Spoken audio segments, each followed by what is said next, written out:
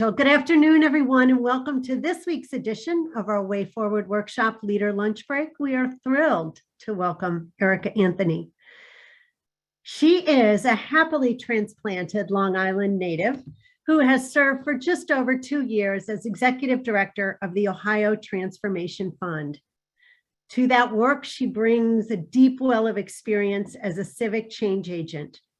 Her 5 years of service at Cleveland Neighborhood Progress, leading advocacy, policy, and research, and later government relations and strategy, uniquely positioned her to excel in her current role, leading the collaborative fund hosted by the Center for Community Solutions and the New Venture Fund.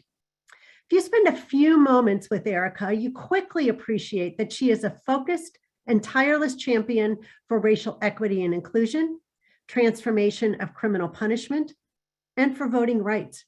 As a volunteer, she co-founded Cleveland Votes and Hack Clee, both labors of passion and conviction, where she saw a need for change and a need to change systems.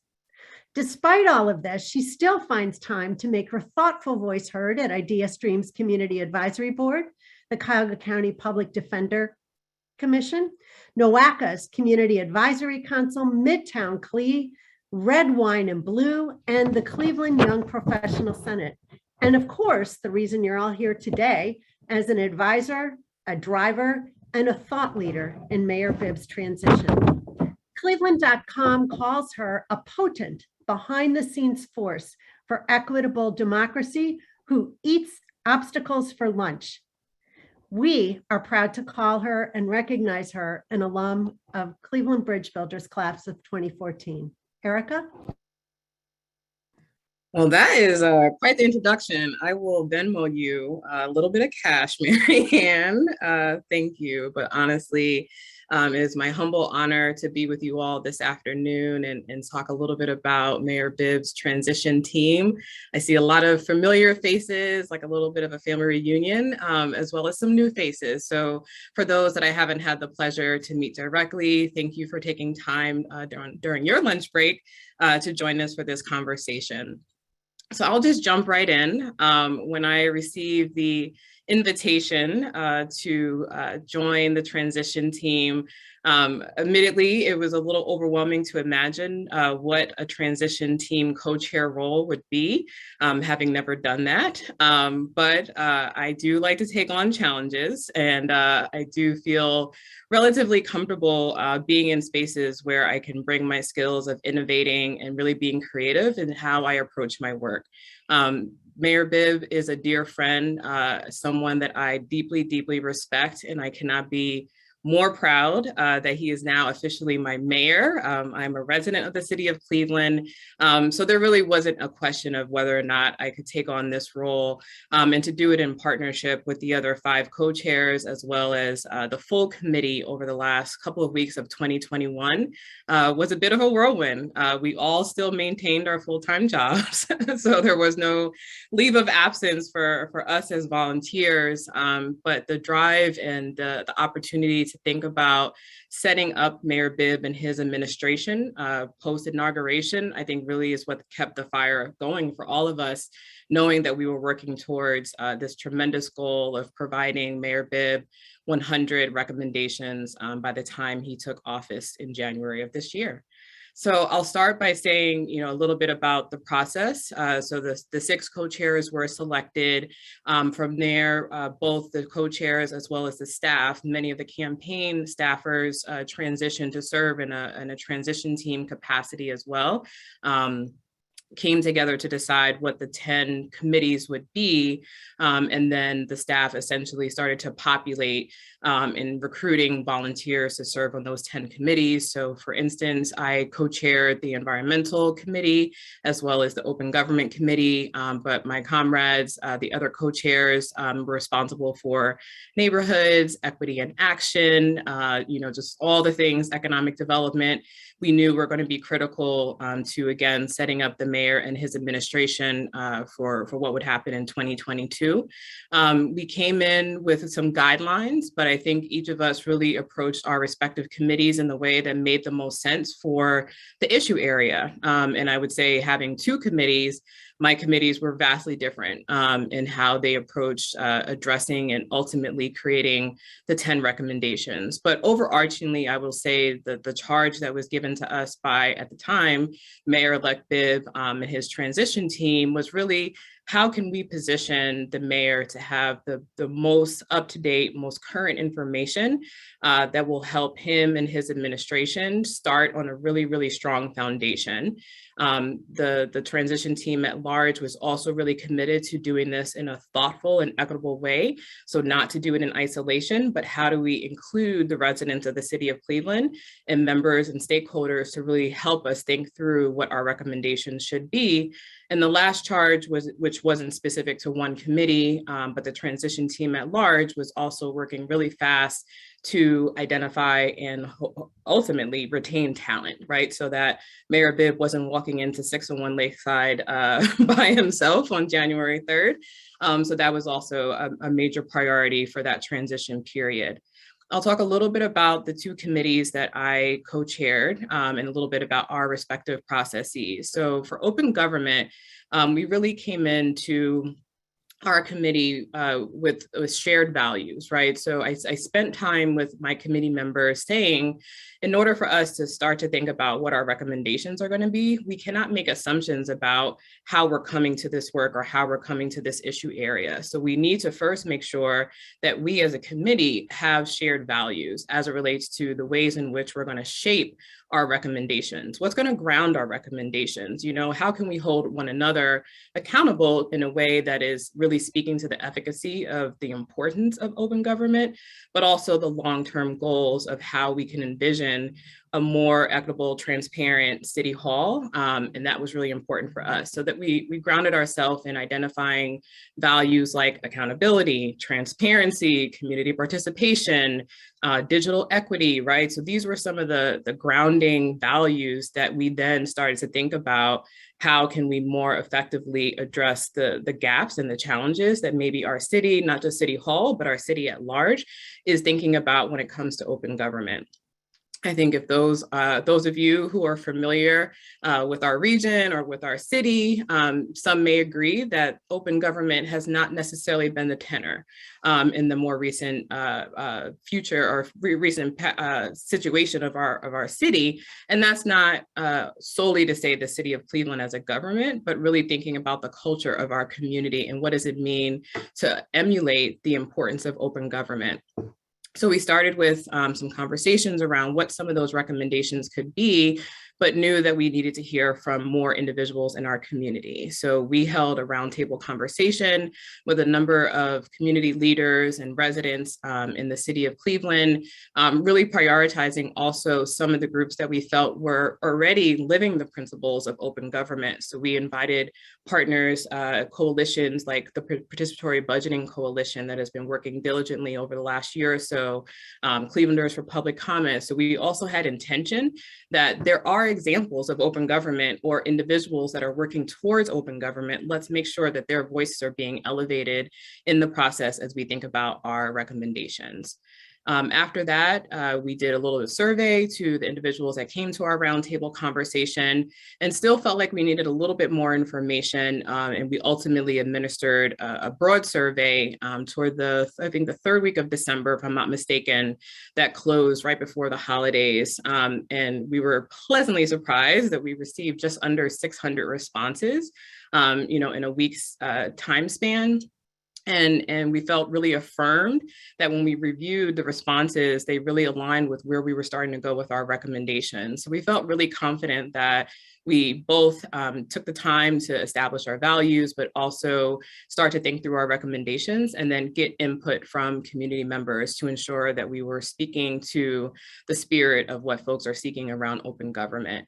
Ultimately, we were charged with only putting forth 10, which was a hard task.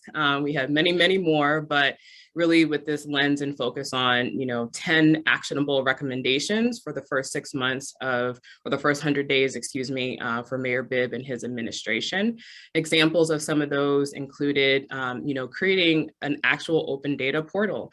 I know there are many folks in the community that have had challenges with obtaining documents and information or doing that in a way that's timely and fashionable as it relates to their needs. So creating an open data portal, creating principles, it could be as simple as adopting an open data principle or a value statement that could be applied to all departments of the city of Cleveland. And then also really thinking about press engagement. This was something that came up a bunch in our roundtable conversation, as well as in our survey responses, just having more concrete understanding of the best way to engage press and communicate in a way that's not always speaking to the things that maybe are not going well, but also to the things that are going well as relates to what the city is doing, and just creating more fluidity as it relates to that relationship.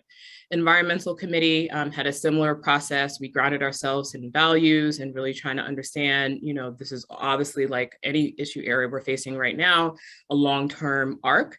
So how can we really think about what's actionable in these first 100 days? For us, we also held a roundtable conversation. I will say, to our advantage as a community, we have a very, very robust climate and environmental justice sector of stakeholders in Northeast Ohio, and a lot of plans.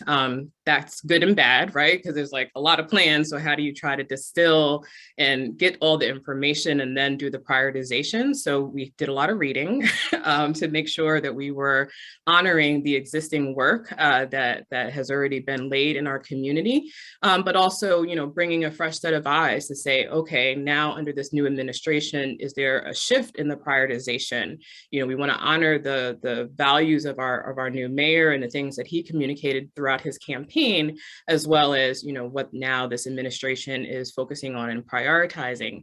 Mayor Bibb throughout his entire campaign and to date continues to talk about and discuss the importance of embedding climate and environmental justice in all facets of the city of Cleveland, not just as a singular department, but really what does it mean to have this lens and perspective in public works, in community development, in economic development. So we wanted to honor that as it related to the priorities that we put forward. So also we had to prioritize. That committee had like 30. I was like, come on, y'all. Like we gotta get this down to 10. But again, a really, really important area, but we did ultimately whittle our recommendations down to the 10. Basically, by the end of the month, each committee was charged with submitting our recommendations to the transition team, which we did. And then in the coming weeks, the administration will release essentially the summary report of all the recommendations. This administration also had a great opportunity to work with Harvard Kennedy students that are working to not only help to put the report together, but also to create a progress dashboard, again, in the spirit of transparency and accountability. So they'll be also putting that forth here in the coming weeks. So I know we're just about at our halfway mark, so I will pause here and welcome any comments or questions. Erika, thank you so much. And for everyone on the call, you can put your comments and questions in the chat. But let's start, you've mentioned bringing together these groups of diverse backgrounds and experiences together so quickly. Can you offer some advice on what were some of those tactics and techniques you all used to bring a group together to be effective so quickly? Yeah, I think our timetable was set, right? So we started meeting, the co-chairs, the 6 co-chairs, we started meeting right after the election. And then we started to meet with our respective committees the week before Thanksgiving. And we knew that we had to deliver our recommendations by the last week of December. And so factoring in, things like the Thanksgiving holiday and other holidays that take place in December, we had that lens and focus of like, we actually only have this many like working days in order to do this. So the first thing we did was, some basic things like set up a shared drive. I put together what ended up being what I would call sort of our matrix or our master repository, so that folks could work offline. We knew that work would happen during the meetings, but most of the meat of the work would occur outside of our meeting. So having this shared spreadsheet where folks could start populating stakeholders, both locally and nationally, that we wanted to make sure we're on the mayor and administration's radar, resources, some of those toolkits and guides and reports that we knew already existed. So just like have that in one place, and then everyone just started populating on their own. So again, we didn't have to wait until our meeting time to do that. And then we also set, a standing meeting. So that way we knew we at least had this very concentrated 1 to 2 hours every week to get together. And I think, the other partner we had in this that came in a couple weeks in was Cleveland State's live-in graduate students. So each of us also received I sound very, very transactional. We were offered the opportunity to have 1 to 2 graduate students serve on our respective committee. So that also was added capacity in addition to the volunteers that were part of the committee. But our meetings, at least I can't speak for each of the other committees, but I felt like our agendas were very tight. And we were really clear on like action items and making sure that, again, there were shared notes. So, even if someone came on a little late or had to leave a little early, like we had that accountability with each other, and then very specific action items. I think that was really what allowed us, again, in that week time span before we met again as a full group, to have our respective tasks and things that we wanted to work on offline on our own. And then like anything, like I talked to folks a lot offline in between as the chair of the committee. So I did have a lot of additional meetings and conversations with members of my committee, as well as other stakeholders, right? So we did attempt to make these pathways through surveys and roundtable conversations, but still we wanted to speak to as many folks as possible. And if someone did not have the opportunity to participate in one of those ways, we did create space for that. Was there a digital equity and inclusion committee established? And if so, what were the recommendations? So not explicitly. I would say there were 2 committees that were like brothers and sisters. Our committee, the one that I co-chaired, Open Government, and then there was also a Modern City Hall. Really early on, I talked to my colleague, Daryl McNair, who was co-chairing the Modern City Hall, to just like get an understanding of like, how are we interpreting our respective committees? Because there's an argument to say that there's some overlap in the ways in which our respective committees may approach both open government and modernizing City Hall.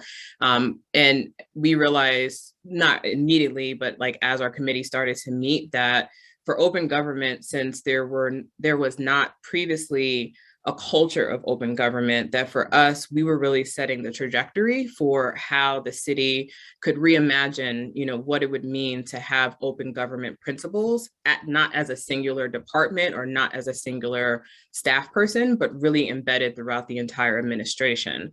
Modern City Hall, I would say, was more tactical, like, how can we improve 311? How can we improve things like communication with permitting, right? So if anyone who's ever applied for a permit, as an example, maybe perhaps you feel like your request goes into a black hole, right? You may not get an automated response, or if you make a call, you're not necessarily immediately directed to the right person. So I know that was one of their priorities, was really thinking through how to maximize the efficiency of communication and create some automation in some of that.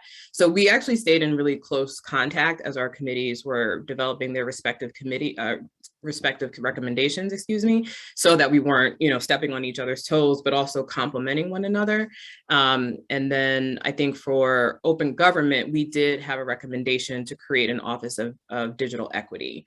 And we were sort of loose in the sense of like, thinking about it in phases. So maybe it's not immediately an office, Perhaps it's just having some staff capacity there that can start to understand, because I think, some of the interviews we did for open government were of former City of Cleveland employees that we felt, honored that in confidence they shared some things with us that just was helpful for us in understanding our recommendations. And I think particularly around open government, we learned some things that it's not that these systems are not here. They may not be maximized or used to the best of their ability. So it's not all that everything has to start from scratch. Sometimes you just need someone to come in and conduct an audit to understand the what of the what, right? And then start to build the plan, right? To think about how to improve or how to add new elements to, how we exercise more efficient and a more modern city hall. Question around, will comments submitted to committees and more details underlying the recommendations be shared? That's a great question. I'm not sure of the specific comments. I think, and again, I can only speak to our two committees. We submitted an addendum to our report. So we essentially gave them our Google Drive and said, here you go, here are all the things, right? And that included notes from our interviews, the survey results, our repository matrix document that we created, with the hope that, for different, for our particular committees, we know that things may be in transition with the way this administration is thinking about climate and sustainability. So I'm not saying this definitively, so don't no one go on the Twitter now. But let's say that Mayor Bibb's administration, chooses to, have a different vision for a chief of sustainability, as an example. We wanted to be able to make sure that this person coming into this role would not just have our list of 10 recommendations, but they would have sort of the backing of how did we get to those recommendations? What are some of the resources that we reviewed? Who did we talk to that they may want to go and have a conversation with and learn more? Which coalitions or networks, should be prioritized as it relates to engaging in this topic area. So I'm not sure to the extent that the administration is going to produce or populate all of that in their report. But I know for my two committees, we definitely provided that addendum in our recommendations. As you think about the group process and having these conversations around the recommendations, it can be easy to jump into kind of groupthink and everyone coming together in one kind of majority view. How did you work to address and include the more minority views, and how were they responded to? Yeah, so again, really different process for each of the committees I was responsible for.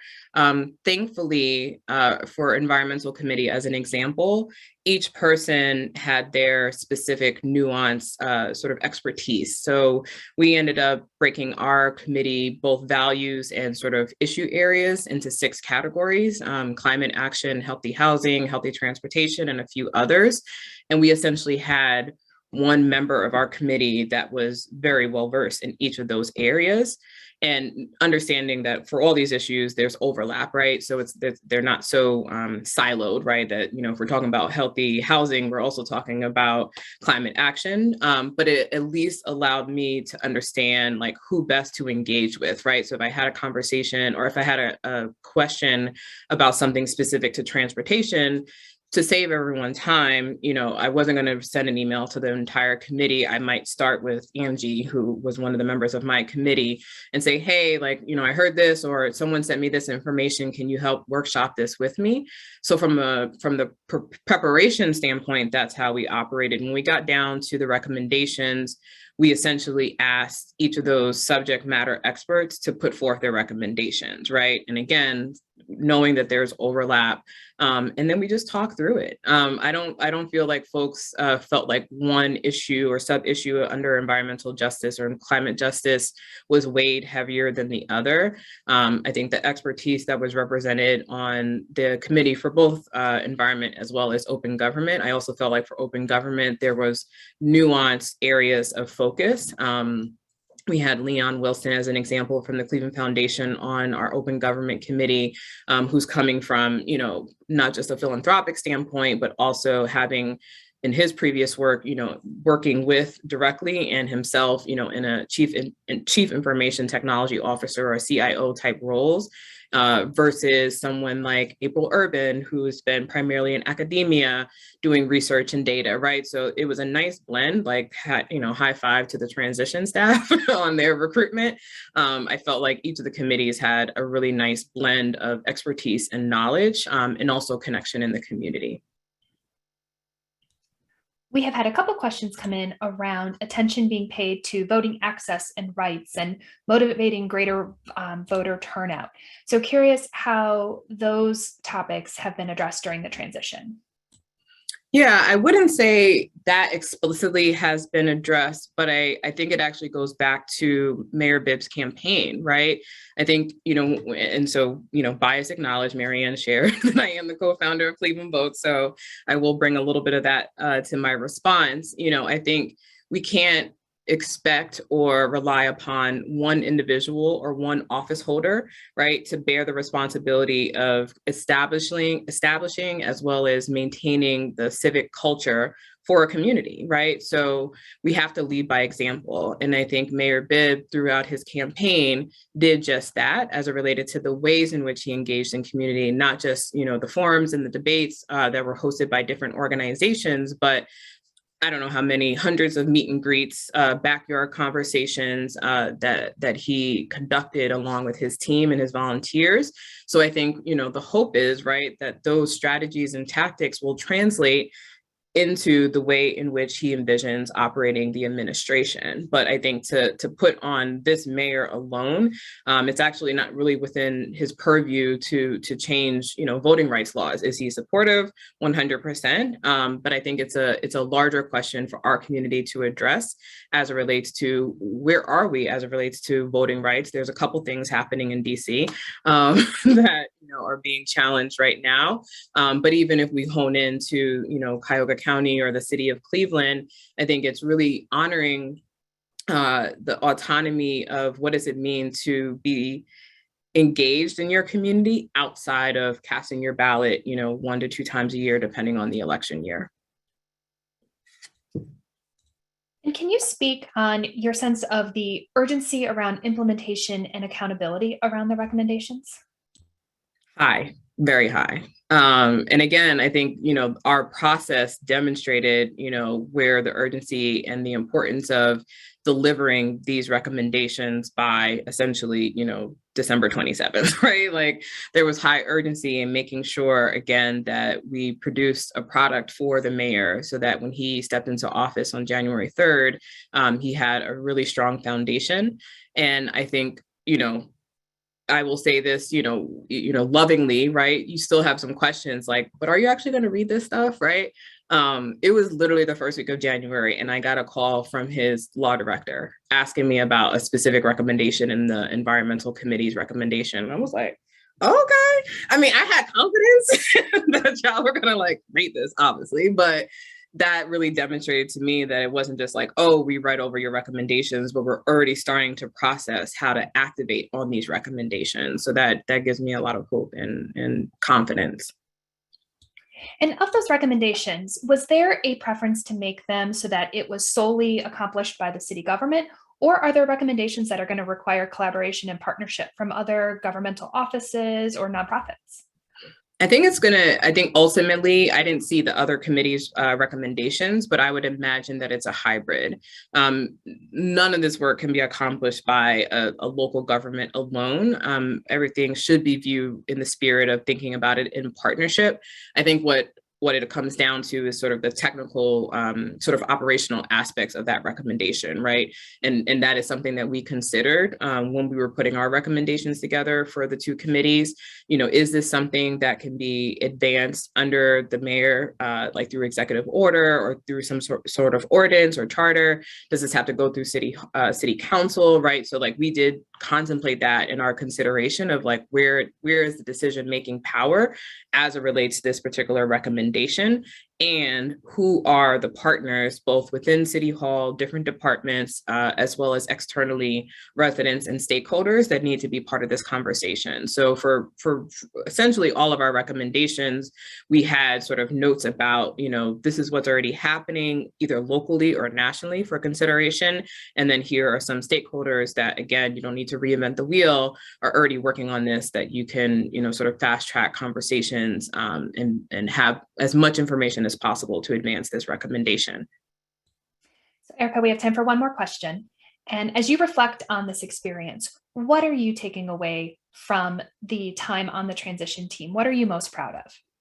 Yeah, it was a wild ride, for sure. So I think a couple things I take away. One, I'm actually grateful to the transition staff, which again, and many of those folks were individuals that were part of the campaign, for providing us, just some grounding, some templates, some guiding principles to help guide our work, but really also giving us autonomy to be able to figure out how to manage our respective committees in a way that made sense, right? So it was like, here are these guides, here are these templates, but at the end of the day, like, this topic, or the issue area, go forth, right? And really create this in a way that makes sense.